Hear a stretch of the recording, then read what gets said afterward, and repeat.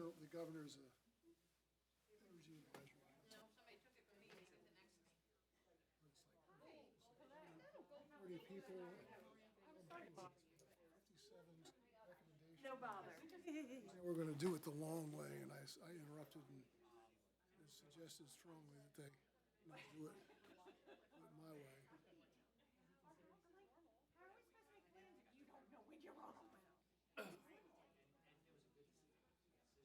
Funny, that's the only meeting I've had, I think, I had like 4 or 5 people tell me afterwards, thank God you were here for that. Oh, wow. Is Jim gonna be on?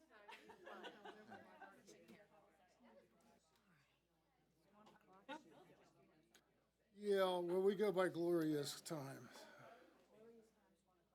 Oh, it is? Okay, that's the case. We're going to get started. Good afternoon, everyone, and welcome to the Delaware Public Service Commission's December 20th meeting. And we've already got good news. I understand that all the parties have settled on one of the matters. I hope that's correct anyway. And we'll get started with the reading of the meeting minutes of November 29th, 2023, or not. Commissioner Conaway. Move we adopt the minutes of November 23rd as presented. I second. And, is there anybody on the phone? Commissioner Gray. Yes, Mr. Chair. I'm on the phone. Good afternoon. Yes, good afternoon to you. And I think if the motion and the request is for a vote, I vote aye. Thank you so much. Commissioner Conaway? Aye. Commissioner Drexler? Aye. I vote aye. The minutes have been accepted. We have the consent agenda, and do we have anybody that wants any of the consent agenda items taken off to be placed on the regular agenda? Commissioner Drexler? Move that we approve the consent agenda as presented. Second the motion. Any discussion on the motion to approve the consent agenda? Hearing none, Commissioner Gray? Aye. Commissioner Conaway? Aye. Mr. Drexler? Aye. I vote aye as well. The motion carries. Regular agenda, the number one item is in the matter of the adoption of rules and regulations to implement the provisions of 26 Delaware Code Chapter 10 relating to the creation of a competitive market for retail electric supply service. And we have, once again on the docket, and I think maybe this is the 14th time this decade, and I'm not sure how many times last decade it was on the calendar, but if we could, we'll have Summer Pope kick that off for staff. Summer, you on the telephone? Yes, I am. Thank you, Chairman Winslow. And I would like to say I think this is the 4th time this is on the agenda for promulgation this year, so I'm sure it's been on dozens of times previously. Okay, thank you, Chairman and Commissioners. Summer Pope on behalf of staff, and thank you for allowing me to call in today. I'm currently home with the flu, so I'm going to do my very best to participate normally telephonically. For short summary, I will be addressing items 1, 2, and 3 on the regular agenda, if that's okay with the Commissioners. Yes, please. Okay. On November 8th, the Commission approved for December publication the splitting of Red 49. This was to be completed via the informal method in the APA process. Staff believed that this was a proper approach as the language would remain the same for each of the 3 topics: electric supplier, net energy metering, or NEM, and the community energy facilities, or CEF. And no substantive changes were being made, but the only changes were to move certain sections of the regulation into different places. The registrar later informed staff that this process must be completed formally. Accordingly, staff is again asking the Commission's approval to publish administrative changes to separate the 3 topics currently in Section 3001 into 3001 and 2 new sections, 3012 for NEM and 3013 for CEF in the February edition of the Registrar of Regulations. This formal process requires public notice and the opportunity for written comment, and a proposed hearing date for each of the 3 regulations. Staff would like to note to the Commission that while staff is formally going through the APA process, the comments that staff does receive, which are substantive, staff will really not be considering and implementing them in this round of the regulation changes. This is because staff is going to be reopening 312 for NEM and 313 for CEF regulations separately in the spring of 2024 after the formal process that the orders presented today request is completed. Therefore, staff submits that it will effectively table any comments it receives. Staff, of course, respects any comments it may receive, but staff must now use this current process to separate the 3 topics, create separate code sections, and create separate regulation dockets for each topic to better serve the needs of each audience, both internally for our admin team and to the public. Staff thanks the Commission for their consideration. Thanks. Thank you, Ms. Pope. Do we have anybody else who's going to speak on this matter? Ms. Price? So I believe that we have all the information we need, and we have the good news that we'll be seeing this again in 2024. Commissioner Conaway. Where are we? We're on number 1. We're number 1, I guess 2 and 3. I think we can. So you need a motion to adopt. I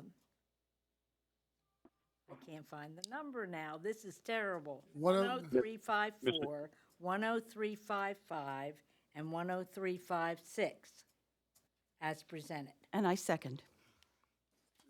Commissioner Gray, was that you about ready to make a comment?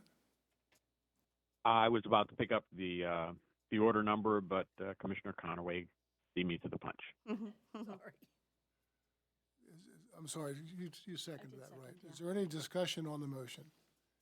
Hearing none, all those in favor signify by saying aye. Commissioner Gray, Aye. Commissioner Conaway, Aye. Commissioner Drexler, Aye. and I vote aye as well. The motion carries. Ms. Pope, please get well. And I hope Thank you, Chairman. and I hope not the entire family gets it, because you've got a pretty good group there. Yeah, thank you. Number 4 on the agenda is in the matter of the request of Artesian Water Company for a revision to the rates being assessed to the city of Delaware City pursuant to an asset purchase agreement. And we're going to be considering proposed order number 10358. And we have Ms. Emerson. Good afternoon. Courtney Emerson for this. Good afternoon, Chair Winslow and Commissioners. Courtney Emerson on behalf of Artesian Water Company.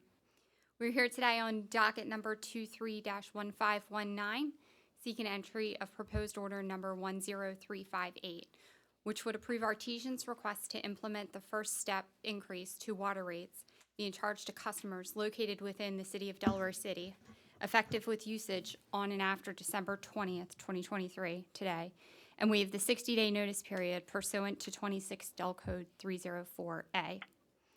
On June 11th, 2020, Artesian and Delaware City entered into an asset purchase agreement for the water assets of Delaware City, including the right to provide water service to Delaware City's existing customers.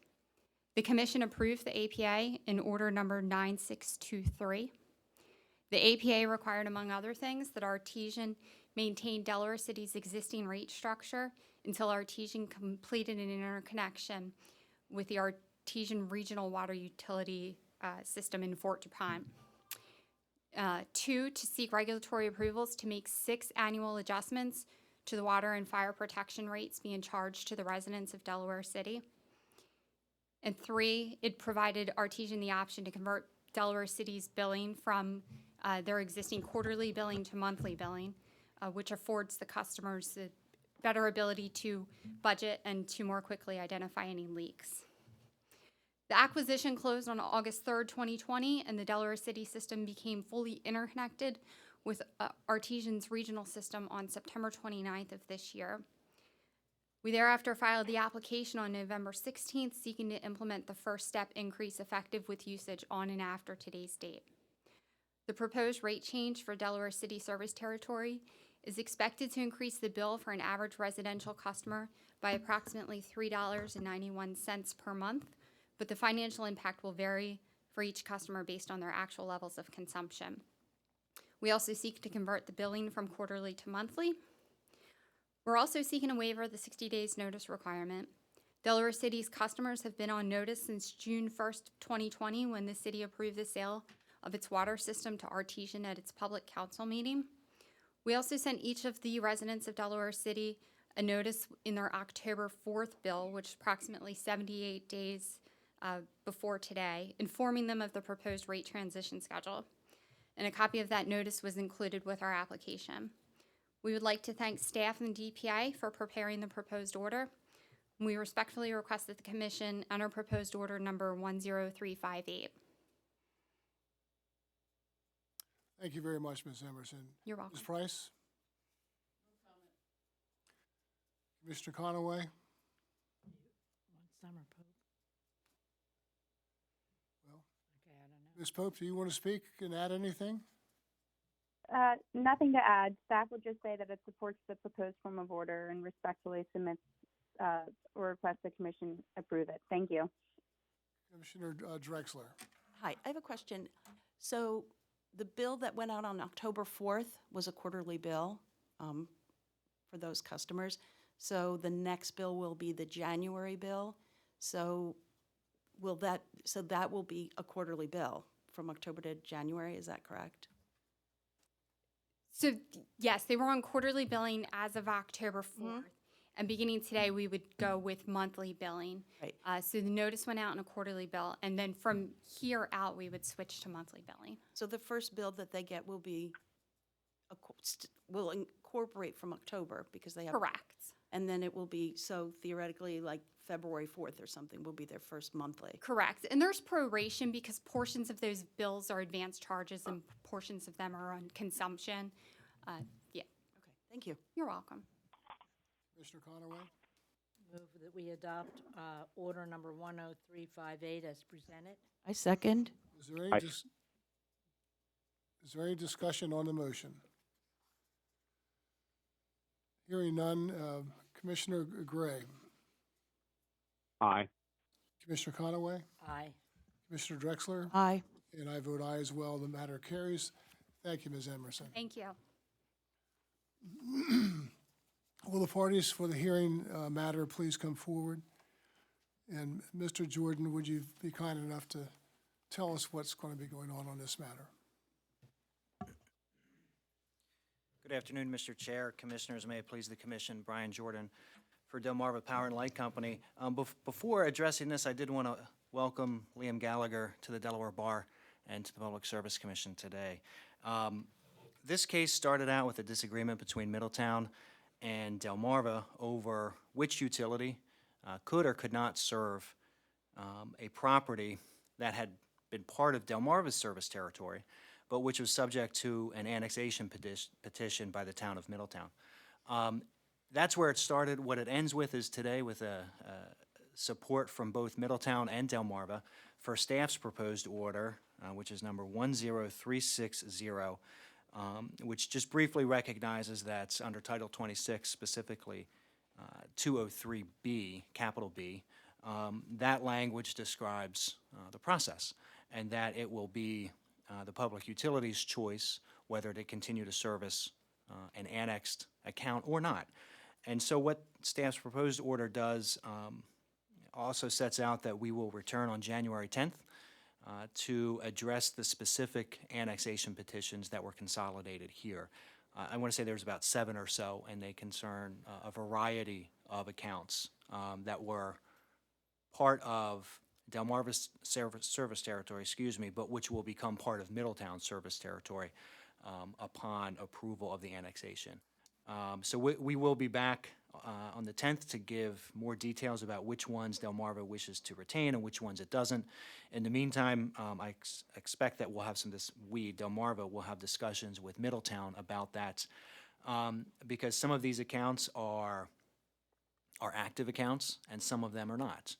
So we'll need a little bit better coordination between the parties going forward as well. with these petitions about how service will be transferred and the best way to make sure that the customers continue to have power. Thank you very much. Ms. Price? Mr. Chairman, sorry. Yes, sir. This is Commissioner Gray. I have one question before we move on. I heard the statement that it's the decision authority of the utility as to whom will service after annexation. I'm assuming it's the utility that currently is providing service or the utility that would receive the new ratepayers. Yes, sir, you're correct. That is correct, yes. Okay, Delmarva thank is you. currently serving these accounts. All right, and that's who has the decision-making authority, not the receiving utility.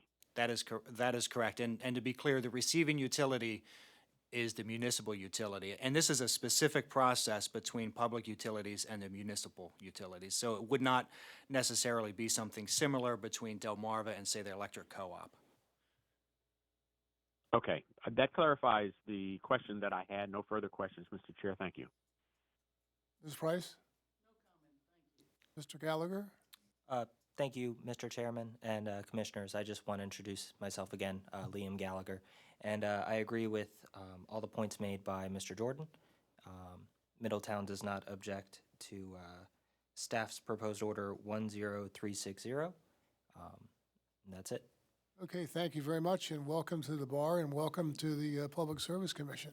Thank you, Mr. Chairman. It's my pleasure. Commissioner Drexler? Or, Commissioner, or Chairman, if I may. yes, please. Well, staff is, first of all, very excited to hear that Middletown and Delmarva are consenting to staff's proposed order 10360. That order specifically just provides that once an electric service territory boundary is modified, a public utility regulated by the commission, which here is Delmarva, does not have the obligation to serve that parcel without its consent. In this specific circumstance, staff did not see a consent to serve a parcel past annexation. So staff would urge to the commission to stress upon Middletown that if Middletown would like to continue on with this annexation process, that they consider what 203B means, which staff believes is laid out clearly in its brief. That's all. Thank you. Thank you. Commissioners, do you have any questions? Commissioner Drexler? I move that we approve staff's proposed order number 10360. second. Go ahead. Go ahead. Commissioner Gray has seconded the motion. Does anybody have any discussion to make or comments to make about the proposed order? Hearing none, Commissioner Gray, Aye. Mr.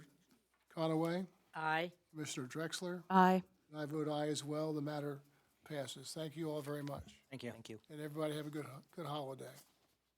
Thank you. You too. Thank you. The next matter is administrative matters, and I want to speak to one administrative matter. I just want you all to know, the Public Service Commission staff, that I just had an absolutely terrific time at the Christmas party.